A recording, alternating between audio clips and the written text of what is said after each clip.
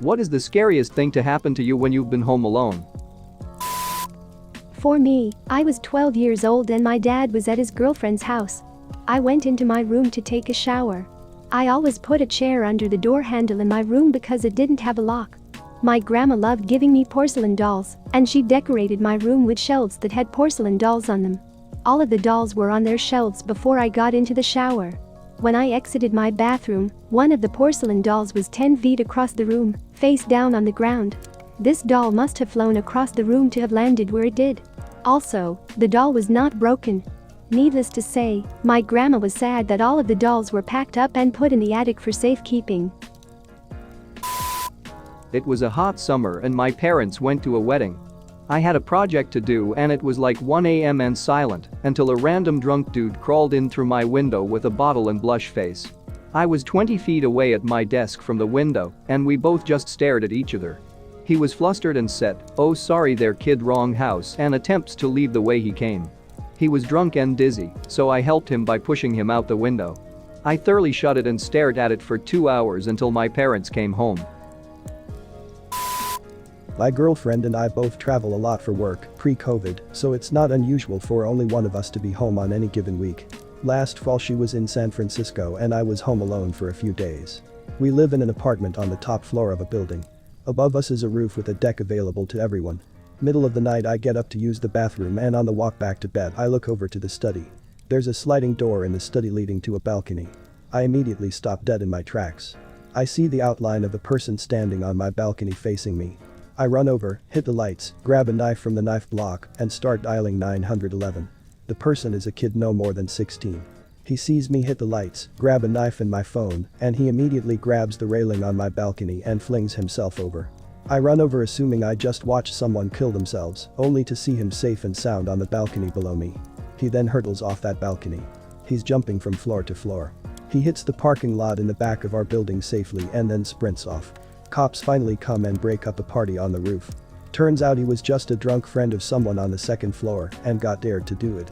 Also shout out to my dog for being asleep 15 feet from the balcony and not doing anything. I heard gunshots when I was home alone for the first time as a 12-year-old. Turns out my neighbor was a murderer. At least 12 cop cars and like 2 fire trucks showed up, and I thought it was the end of the world. Not super scary, but one time when I was like 11 I was home alone at night and got a call from a local sheriff's office who told me they just had a drop 911 call from this number, my house landline, and asked if I was okay. I didn't call them. Nobody else was home to call them. It could just creep me out a lot. The lights turned off all at once while I was in the kitchen. It was pitch black. I heard the door open.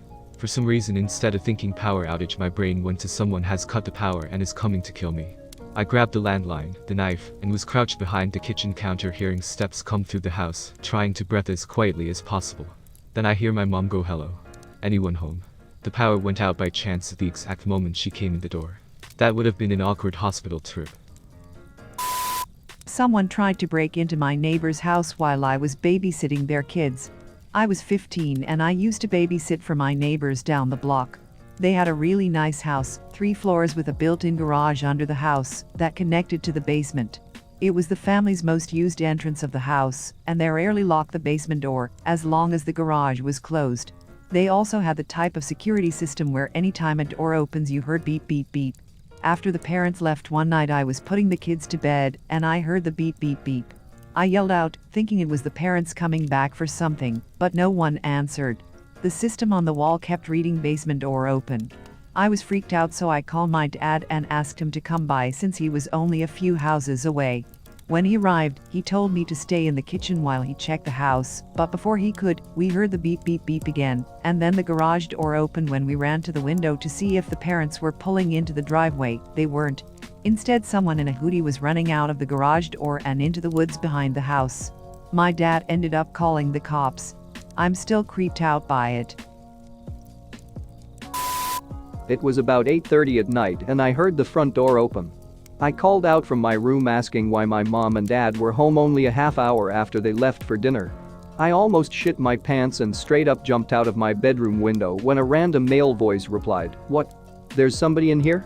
Turns out it was somebody who got hired to check on one of our neighbor's dog when they were on vacation, and he got the wrong house address, but the raw fear that gripped me when I heard his voice still gives me nightmares.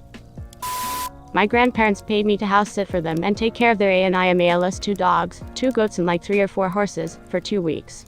One of the dogs was really clingy, so I closed the door on him when I went to bed one night.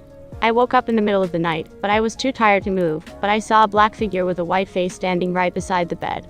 It was making this horrific growling noise and leaned into me and pressed down on my chest. It pressed harder and harder, and then I was able to move my fingers, and then I was eventually able to move my body, but after that, I let the dog sleep in the room, and I slept with the lights on.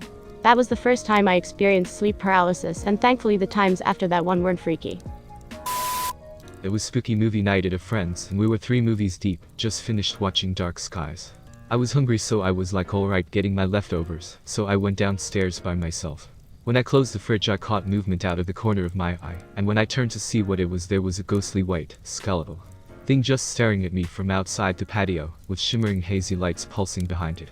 I fucking freaked, dropped my food and run up the stairs nearly in tears babbling about someone or thing in the backyard.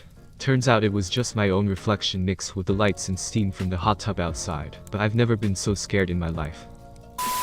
Not sure if this counts. Was working on a farm in northern Circa. It was a startup and I was the only person, at nights, on an isolated 650 acres. After dinner, was walking from the lodge to my cabin, 100 yards plus it's dark, so all I can see is what my flashlight illuminates, plus a little on the periphery of the main beam. Anyway, walking back and in the periphery I see red fucking eyes staring at me unblinkingly. I turn the light on it, and all I see is a pale white mass behind the still red eyes. I freak, takes a little bit to get me jumpy, but this sure as hell did. Picture a 6'5" 260 pounds man.